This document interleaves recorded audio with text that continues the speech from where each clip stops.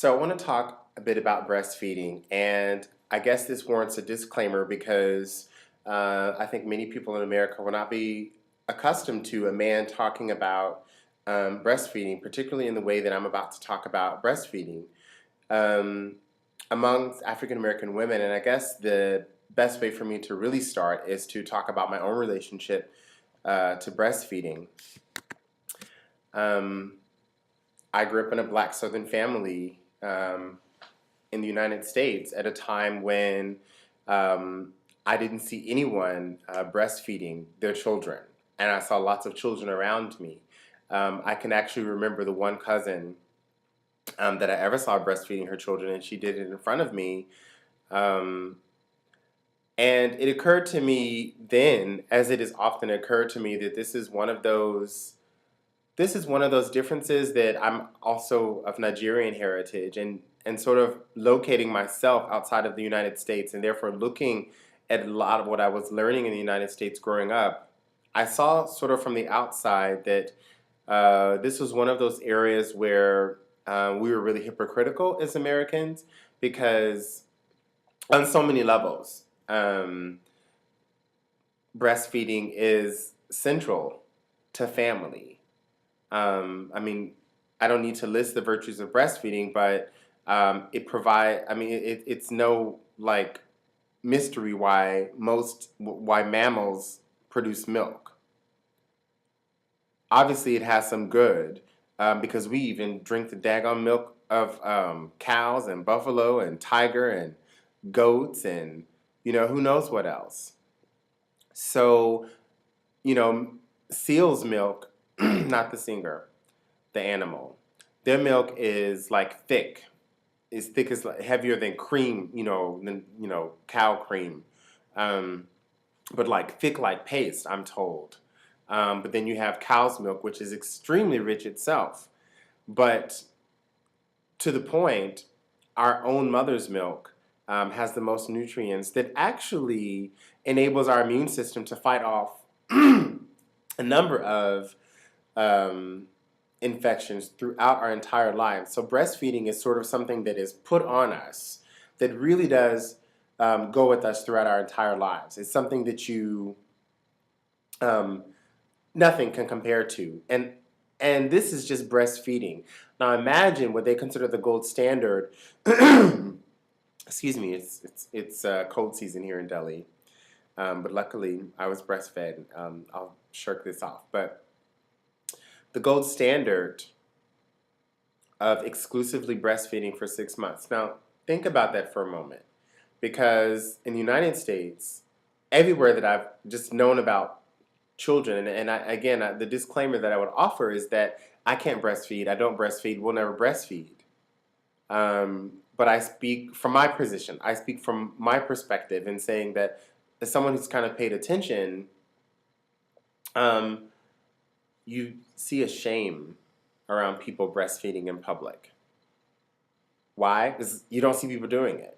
You hear mothers talking about trying to breastfeed in public or at work. And it's just the hypocrisy around, demonizing breastfeeding, something so fundamental to life itself, versus the only other place that you're liable to see a breast, are serving wings at Hooters, or the number of breasts that are sold, used to sell any number of products. So the only other context where you visibly see breasts, in America, they're tits. And we don't even use them. The rates at which black women in America breastfeed are appalling. And that's one thing that I gotta go there. It is no secret that one of the great hypocrisies of race and the race line, one of the many, not, people can pass in one way or another. That's one of the ways that race becomes a stupid construct in and of itself.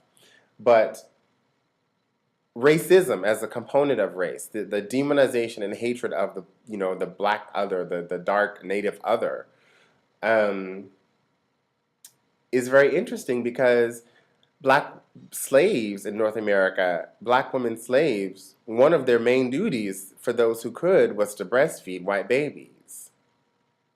So all the talk now about, racism itself is undermined by the idea that you could have a black woman breastfeed a white baby. Because if the milk is good enough, if the tit works, I mean, really, come on.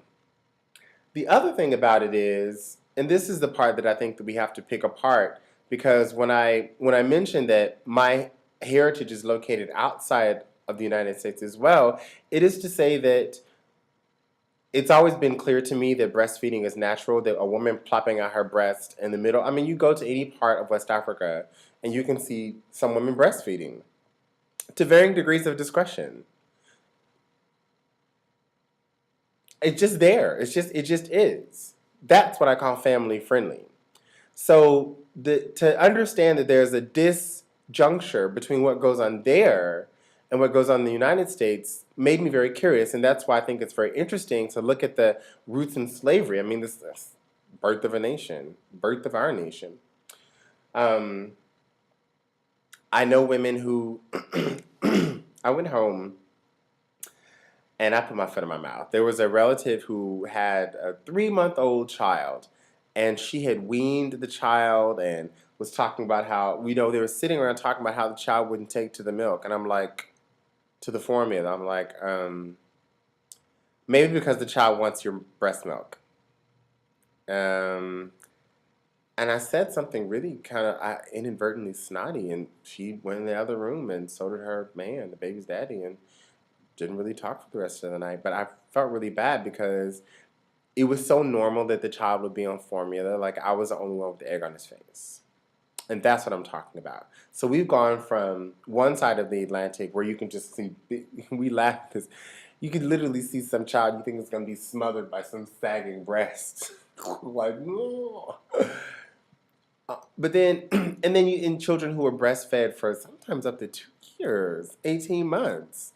And then you come here to America and you have 3-month olds, infants, little scraggly things who, I mean, if you think about where this was, there in rural Alabama, so a soul food diet awaits this child who has only had, I think she said she breastfed for like a couple of weeks, so less than a month, if that. And I know I have another cousin who did the same thing. Versus another cousin of mine who was a breast pump queen. This chick, she would just, she was just on. And she did it, even if she just wanted to like have a glass of wine, she would breast pump a couple of days worth before, so that she could not put alcohol into the breast milk and give it to her child. So she had done some reading about that. But these are the kinds of extremes that we live with. So yeah, I look forward to the day when women can breastfeed at work in the course of their day, when there actually are nurseries in workplaces, including schools. I mean, do you know how ridiculous it is to have a school that doesn't have a nursery? We're child friendly. There's no nursery. Okay. And then you have, I go to my sister-in-law in Germany. Daggone government pays for her an electronic breast pump. Like, on a level that, most American women could not afford. And that's my next subject for another video, the American healthcare system. I think that's there in a breast pump. We need to provide our women with breast pumps, with nurseries and everything around that. The ability to cook and feed food. Men and women need to learn how to cook and care for each other. This is healthcare. Having a family doctor is healthcare. Having a doctor that asks women about breastfeeding and encourages them to and discourages the formula is health care. Not just sick care when the daggone kid whose immune system is compromised gets sick, or just shooting them up with some immunizations. Just milk. Not some other animal's milk though. After 2 years, y'all need to stop drinking milk. That again, that's another video.